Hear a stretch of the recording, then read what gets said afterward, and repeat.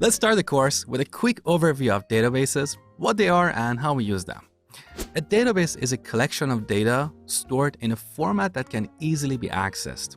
In order to manage our databases, we use a software application called Database Management System, or DBMS. We connect to a DBMS and give it instructions for querying or modifying data. The DBMS will execute our instructions and send results back. Now, we have several database management systems out there, and these are classified into two categories: relational and non-relational, also called NoSQL. In relational databases, we store data in tables that are linked to each other using relationships. That's why we call these databases relational databases. Each table stores data about a specific type of object, like customer, product, order, and so on. SQL or SQL is the language that we use to work with these relational database management systems. It looks like this. We use SQL to query or modify our data. In this course, we're going to learn everything about this powerful language. Now, there are many different relational database management systems out there. Some of the most popular ones are MySQL, SQL Server by Microsoft, and Oracle. But of course, there are plenty more.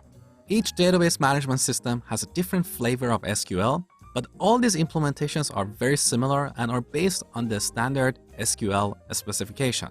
So most of the SQL code that you will learn in this course will work with any database management system.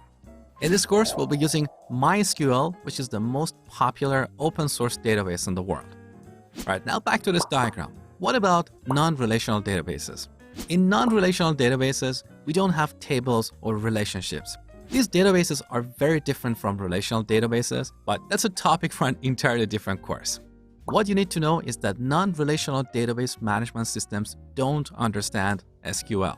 They have their own query language. So we use SQL to work with relational database management systems. Now, before we jump in and install MySQL, let me clarify something quickly. As you talk to different people, you will hear two different pronunciations of SQL: SQL or SQL. What is the correct way? Well, it depends on who you ask. And of course, everybody thinks their way of pronouncing this word is the right way. But here's a little history about this language. SQL was originally developed at IBM in the 70s, and back then it was initially called SQL, short for Structured English Query Language. But they changed the acronym to SQL because SQL was the trademark of an airplane company. So to this date, there's been an argument about what is the right way to pronounce this language. Generally speaking, people in non-English speaking countries call it SQL. I'm used to calling it SQL because it's shorter and sweeter than SQL.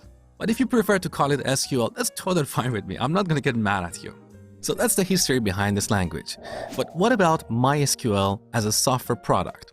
Developers of this product prefer to call it MySQL rather than MySQL, but they don't mind if we call it MySQL. In this course, I'll be teaching you SQL with MySQL.